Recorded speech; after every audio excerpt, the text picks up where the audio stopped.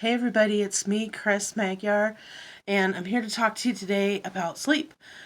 So the title of this video is Striving for Sleep, and it's actually the blog post for my blog, Striving with Chris.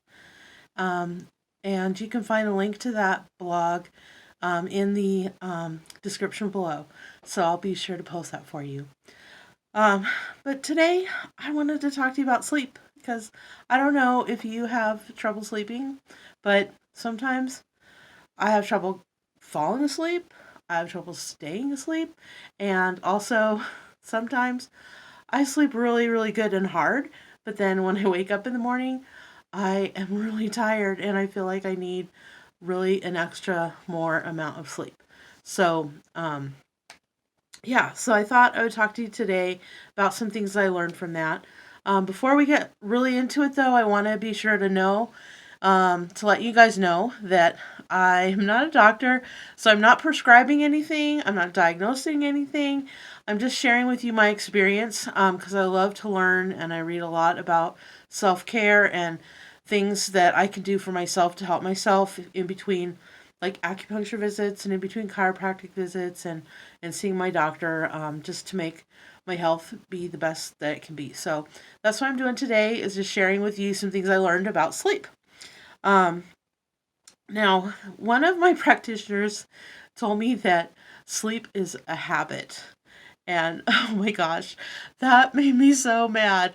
I don't know. I was just really offended. And I think the implication was that my sleep problems are all my fault. And I just really thought about it like, man, what do you mean sleep is a habit? Um, because we all need sleep to, recharge our batteries and to, um, you know, for our cells to regenerate and for us to get healthy and for our bodies to naturally heal themselves during sleep. So that whole concept of sleep being a habit really kind of bothered me. But then I got to thinking about it and um, talked to my practitioner more about what they meant. And basically, what they're saying is that um, the things that we do and the things we tell ourselves, um, like a lot of our experiences begin with a choice. And so we make a choice, and then later we tell ourselves a story about that choice, or we hear a story passed down into our families, or on the TV, or from friends in our community, and we internalize that story, and then it impacts our life, and things happen. So, for example, the story that I tell myself and the habit that I tell myself and things that go around my sleep patterns is I feel like I have such a stressful job and a stressful life, and that stress impacts my life. I tell myself that a lot. Oh, stress really messes me up and it messes up my sleep. And because I say, oh, it messes up my sleep, then naturally I have a sleep problem. Another story I tell myself about sleep is that oh, I'll never be able to get to sleep now because I'm so excited about something that happened or about something that I'm working on and want to happen. And I just am going to be up dreaming about it or worrying about it, especially if it's like a financial concern. That creates a lot of anxiety about things that I might think about or worry about. Um, and then, sure enough, I don't sleep. I worry about those things. Um, and then, um, oh, my favorite one is like, oh gosh, my back hurts, or I worked out really hard today, and I'm so sore. I don't know how I'm ever going to sleep unless I take a Tylenol PM or a sleep aid or something to help me get some sleep, to make sure that I sleep because, um, yeah, I admit sometimes I rely a little bit on the sleep aids to help me get some sleep because I know it's so very important. And if I can't get it on my own, I turn to something to help me out. Um, so yeah, those are some of the stories that we tell ourselves. And then if we think about some of the other stories we hear, you know, like on TV or all the sleep aid story, sleep aid commercials and advertisements and all the talk and chatter there is about sleep. And how many conversations have you had with your friends about sleep? It's kind of like a high charged conversation. And you know, I know it may be a controversial statement to make, but our minds really give to us and serve us whatever it is that we're thinking. So if we are talking a lot negatively about sleep, our subconscious minds and don't know the difference between a negative and a positive, and um, you know, the more you talk about something, the more you're going to have of it, and it's kind of a self-fulfilling prophecy sort of thing going on there.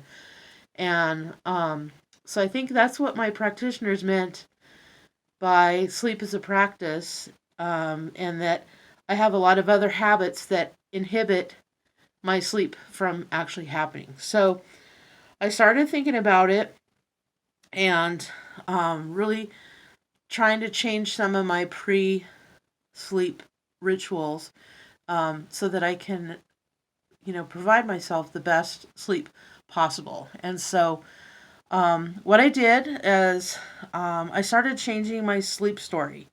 And so, here's some of the things I've started telling myself. Um, I fall asleep easily and I sleep through the night. Good, huh? And also, um, I don't have to think about anything tonight. I can just sleep and enjoy my nice, comfortable bed. And I'm so thankful that I have a comfortable bed and the temperature in my room is perfect for receiving healing sleep. And I'm so happy and grateful that I can relax and receive healing restorative sleep.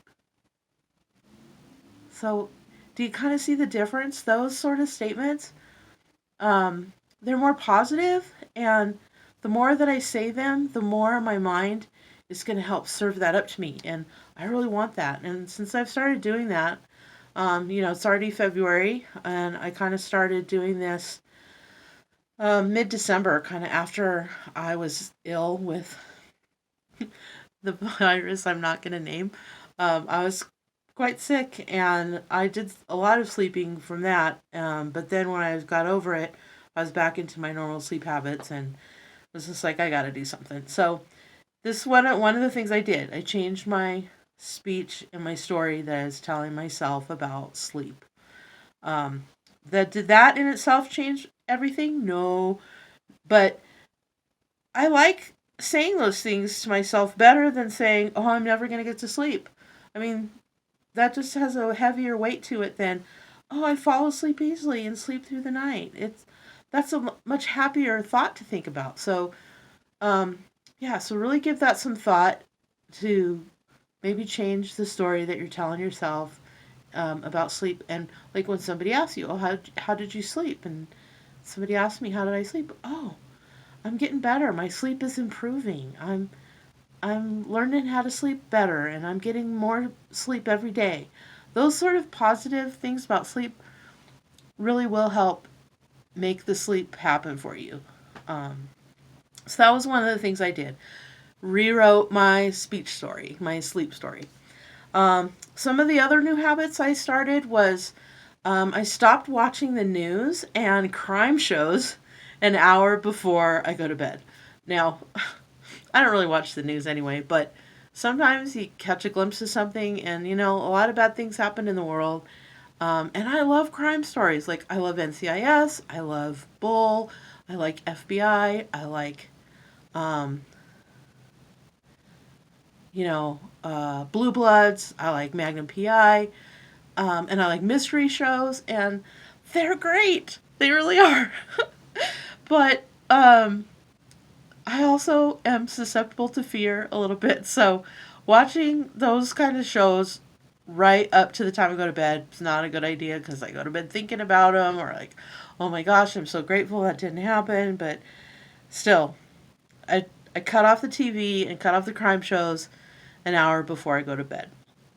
Um, Another thing is I kind of start dimming the lights. I have some twinkly Christmas lights around that, start setting the mood and the tone for, yeah, it's getting ready to go to bed. And then your body will naturally start producing melatonin for you to help you fall asleep.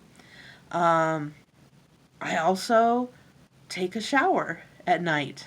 Um, there's something about a night shower that's hot, especially here in the middle of winter, that just really calms me down and helps me get ready for bed. And I really like taking a night shower, and that seems to be helping my sleep too. And another thing, I stopped drinking tea and water an hour before bed as well. I think optimum would be if I could stop 2 hours before bed, because I'm also, as you can tell, I'm a little bit older and have to go to the restroom quite a few times in the middle of the night. And so if I stop drinking an hour to 2 hours before bed, my duration of sleep is longer and I don't have to empty the tank so often. So that's another tip. Also, gratitude journaling. So if I'm not watching the news and I'm not watching my crime shows, I pull out my journal and I write down all the things that happened during the day that I'm really grateful for. And then I also write gratitude for things that I want to happen the next day. That's kind of a manifesting tool, but also one of the saints, or well, he's not a saint yet. Blessed Solanus Casey always really impressed upon people to thank God in advance for his blessings and the struggles, because in the struggles we learn grace. And so I really thank God, and write in my gratitude journal, I'm thankful for the things that I want to happen the next day, that it's a beautiful sunshiny day, or that my family's home and safe, that I have a great job, all these good things. Write them down in your gratitude journal. Um, and then also maybe doing some stretches, light stretching and yoga. That's a really good way to calm your nervous system down and your body, get it ready for sleep. And then the last one, which is like my favorite one, because I've studied breathing for, gosh, we're going on 15 or 16 years now, but focus on your breathing. So if you just take some deep breaths and really focus on your breathing, that helps to slow your heart rate down and calm you down and really get you ready for sleep. And the best sleep, or the best breath work I can challenge you to try is to, take a deep breath and then exhale for longer than you inhale. Now, I know that there's a method called 4-7-8, where you inhale for a count of 4, and then you hold it for a count of 7, and you exhale for a count of 8. Um, I always had a problem with that, because sometimes holding my breath, because of the different traumas I've experienced in my life, holding my breath isn't always an easy thing to do. But the, the easiest thing is I take a deep breath and then exhale for longer than I inhaled. That seems to do the trick to really calm me down and help me fall asleep pretty quickly. So, um, and then the last thing, if I wake up in the middle of the night, I just go empty the tank and get right back to bed, repeat my affirmations that I'm so grateful that I fall asleep easily. I'm grateful that I have this comfortable bed and the temperature is right for sleep. Um, Focus on my breathing, and I fall right back to sleep again. So, yeah, those are some things I wanted to talk about and share with you about breathing. And yeah, I just hope you find some value in it and you try some of that.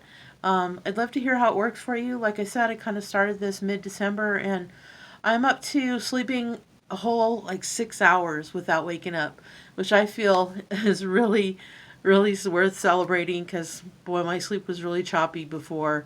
Every couple hours I'd be awake and my monkey brain chatter going on.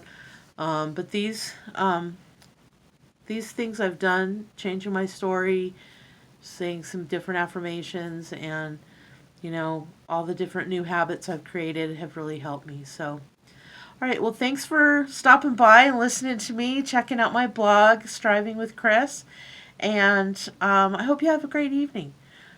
See you later. Bye.